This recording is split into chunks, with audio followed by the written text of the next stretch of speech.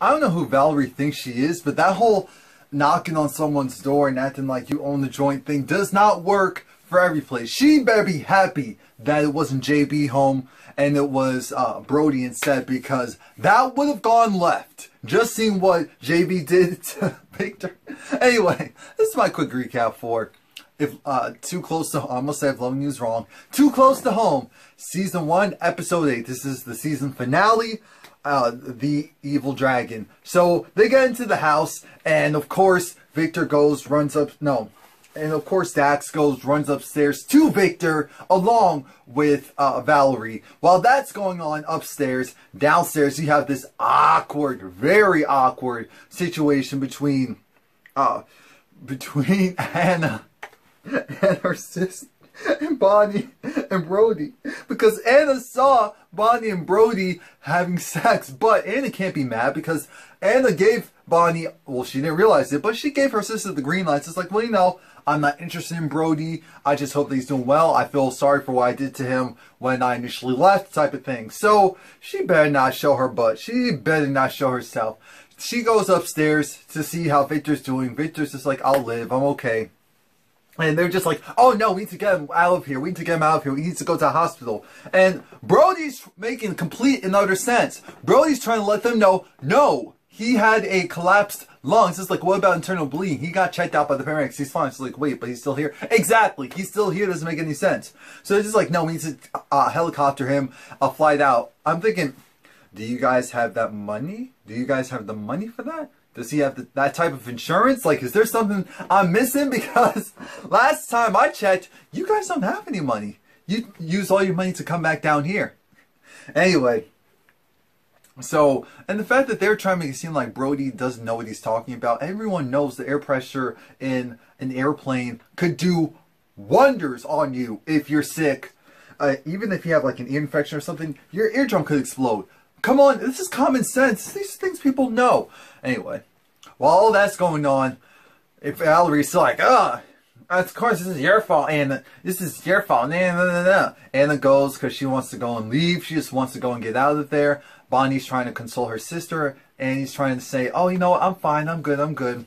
And it's just like, you're not fine. You're not good. Bonnie wants to go and drive. It's just like, no, I don't need you to drive me. Yes, you do need her to drive me. Because Bonnie knows that there's some sketchy characters out on them streets. So it's just like, no, you can't be walking around here and happy anymore. Things have changed. Things are very different. Oh yeah, the bathroom's over there. So while Annie goes, because she's going to allow Bonnie to give her ride back. Annie's just like, Bonnie goes and talks to Brody. Bonnie's saying how, look, we cannot tell her what happened. This cannot be it. Nope, this cannot work. This cannot be a thing. I cannot do this with you. And it's just like, see how you looked at Anna, see how you interacted with Anna. He's saying, I have no interest in your sister. I'm interested in you. I have no interest in your sister anymore. But I still wanted to. Actually, no, I don't. And it's just like, well, you know, I'll come back later to be with your father. No, like, no, you don't have to work here. You don't have to do anything with me. We'll figure something else out instead. But you don't have to do anything with me ever again, since you don't want to be mature about this and try to pursue a relationship anyway. Okay, I'll show you. I'll show you better than I can tell you. Let's leave it at that. You can go. Bye. And I agree with him, because now Bonnie's playing games. Bonnie's playing games. She's trying to pretend to be a good sister, but Bonnie wants Brody, but she feels like it's just too much. JB, he goes and he sees the sheriff. So the sheriff is talking to, remember the guy that got shot in the face right next to JB? Yeah. Well, his wife or girlfriend was concerned and tried to put out a police report, a missing persons report. And the Sheriff Mosby asked, hello, do you know what happened to this? It's like, no, of course, I have no idea. JB's trying to figure out where Shelby is. JB's also trying to keep a low cover. While that's going on, JB runs into the bathroom because he's bugging out. He needs to go and find his load. It's just like, we still haven't found. It's just like, well, you know, he needs to find the other thing, the other stuff that he was technically carrying. He goes into that bathroom. He snorts himself some cocaine. I'm thinking, you went in that dirty bathroom to go and snort some cocaine off of that nasty sink. Forget the fact that you're doing cocaine, because I'm not surprised that you're doing it, even though you told Bonnie that you're not doing drugs. You're just dealing them. Getting high of your own supply. That is so smart. So we have Biker Guy Max. Biker Guy Max, remember, he's the guy that strangled Bonnie. He's like, oh, so you're putting some of my product up your nose. So instead of finding my product, you're using it. Yeah, I see how this goes. See, here's what's going to happen. Here's what's going to happen. I'm going to give you 24 hours. I'm not going to kill you right now because the police are right there. So I'm going to give you 24 hours. In 24 hours, if you don't go and find my drugs, then I'm going to go and shoot you. I'm going to go and shoot you. I'm going to kill your little girlfriend. I'm going to kill her sister. I'm going to kill her other sister. You see how this is going, right? You got 24 hours. And of course, JB is shook. She's like, I don't know what to do. I don't know what to do. Anna's outside, and this is when Valerie lays one into her. Valerie's just like, this is all your fault. You're a sneak. You're the devil. You're the worst. You went and lied. I don't care where you came from. We were supposed to be friends, but you didn't have my back. And now you know what? Dax and I lost our jobs. Yes, we lost our jobs. They fired us. Well, they could have fired you for a multitude of reasons, starting with your attitude. Dax has an attitude too, so they could have, you know, emptied out shops. Just like, because that's what happens. When you're going and you're dealing with a legal scandal, what were they, interns or they were fresh new recruits? You are the first one to be axed. You cannot be trusted. You cannot be trusted. And legally, they can axe you and never tell you why. Never tell you why. Now, this... Anna's trying to defend herself, but she's shook because she's so upset that this girl, she's just rocked to her core because her friend got beaten up.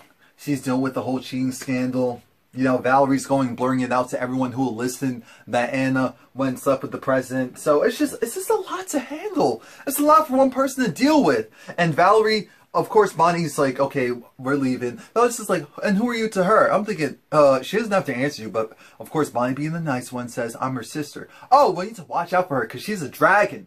She's a dragon. She burns everything around her. I'm thinking, you only known this woman for a couple of years. She just said that's her sister. She's going to have her sister's back, clearly. Just go back in the house. Use your little nasty attitude. I'm thinking, the fact that you're a black woman in Happy, Alabama, and someone hasn't beaten you up is amazing because you've seen what they did to your gay friend. So, be thankful that didn't happen, first of all. But you're so snobbish, you're so snooty. I'm sure you either came from an extra privileged background or the polar opposite. And so because of that, you feel like you have to put on airs. So, no, maybe you did actually come from a privileged background. No, you didn't. No, you didn't, because I know you had to work for it. You're struggling about this job and you have no money. So I know you didn't come from a privileged background. Oh, I want to know your backstory next season. But aside from that, Annie's talking to Bonnie, and Annie's just over it. Of course, Bonnie's going to figure out if she can get Annie a job at the diner, because Annie shouldn't be working at that house. She should not be working at that house with Brody, because mixed feelings and all that. While this conversation is going on, I'm thinking, Annie, are you going to bring up the fact that you saw your sister sleeping with your ex-boyfriend? Is that ever going to come up? No. No, that does not come up. That doesn't come up. What does come up is the fact that, of course, Annie's being herself over. It's just like, I heard everyone I love, this and that. But Bonnie's just like, no, don't worry about it. You're good. It's just like, what's wrong with you? And it's just like, can you keep a secret? Okay, what?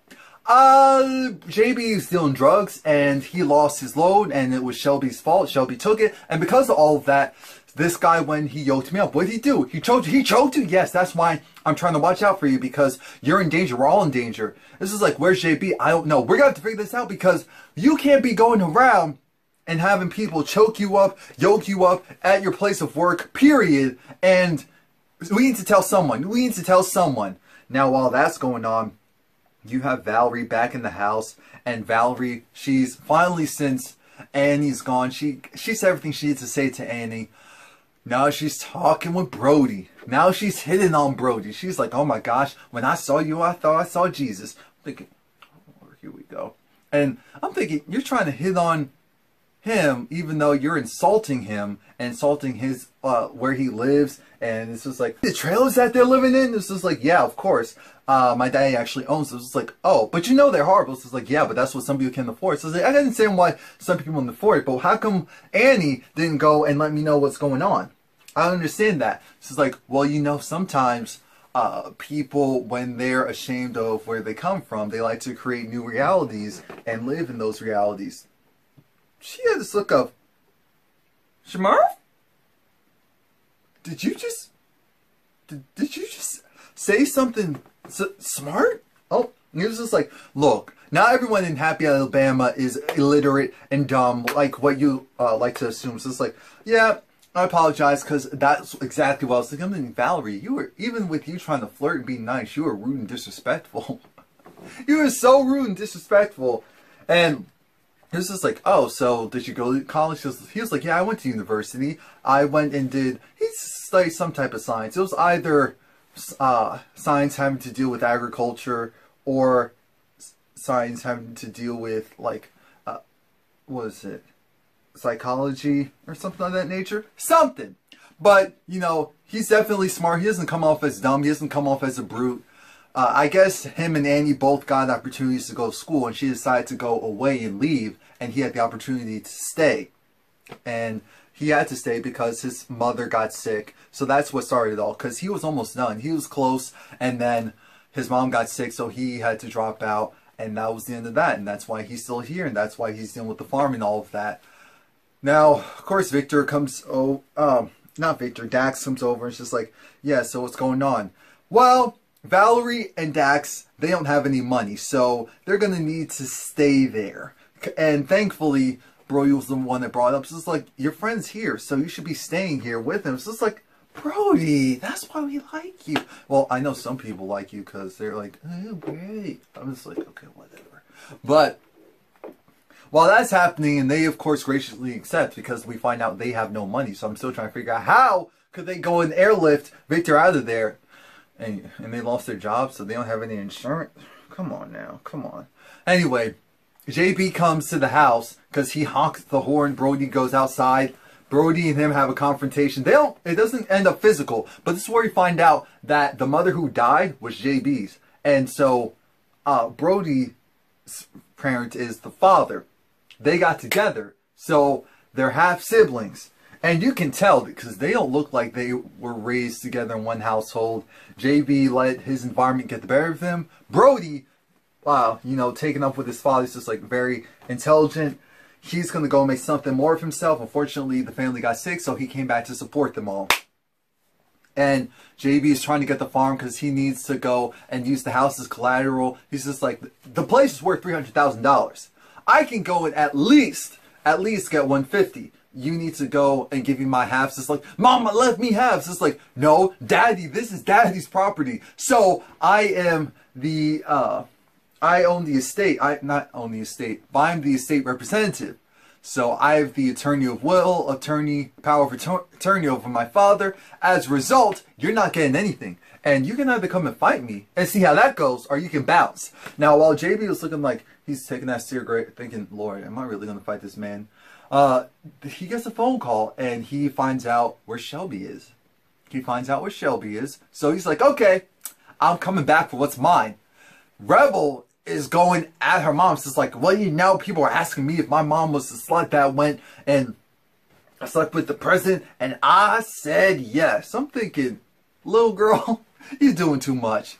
And of course, this is where we see Shelby. Shelby is back. Shelby was with Rick. And Shelby was trying to get some more money, I'm sure, for drugs. And this is where we find out why Shelby is so messed up. Apparently, all three of them were raped repeatedly by their father for years. And all of them had kids.